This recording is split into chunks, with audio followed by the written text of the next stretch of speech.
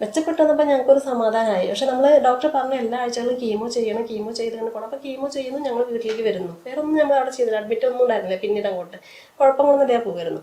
അങ്ങനെ അവൾ 10-ാം തീയതി രാവിലെ എൻ്റെ അടുത്ത് പറഞ്ഞാൽ യൂട്യൂബ് ചാനൽ സ്റ്റാർട്ട് ചെയ്യണമെന്ന്.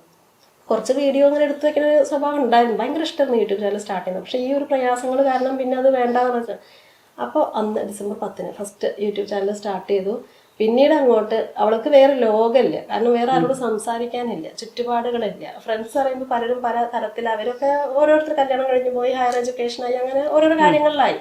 അപ്പോൾ ഇവർക്ക് വേറൊരു കമ്മ്യൂണിക്കേഷൻ യാതൊരു ഇതുമില്ല. അപ്പോൾ ഇവർക്ക് യൂട്യൂബ് എന്നുള്ള ഒരു ഇതിൽ വന്ന് നോക്കുമ്പം അവൾ തിരക്ക് പിടിച്ചൊരു ജീവിതമായി, ഫുൾ എൻഗേജ്ഡ് ആയി, ഫുൾ ടൈം ഷൂട്ടിങ്, എഡിറ്റിങ്, അങ്ങനെയൊക്കെ ഇവിടെ. അപ്പോൾ അവളും റിലാക്സ്ഡ് ആയി. പിന്നെ അവൾ അസുഖത്തെ മറക്കാൻ തുടങ്ങി ആ സമയത്ത്. അപ്പം ഞങ്ങൾക്കത് വല്ലാത്തൊരു സമാധാനമായി. കാരണം നമ്മൾ അസുഖം എന്നുള്ള, ഞങ്ങളല്ലെങ്കിലും പൊതുവെ അസുഖം എന്നുള്ള രീതിയിൽ അവളെ കാണാറുണ്ടായിരുന്നില്ല. നമ്മൾ പഴയ രീതിയിൽ എന്താ ജീവിച്ചാൽ അതേ രീതിയിൽ ഞങ്ങൾ പോയിരുന്നു.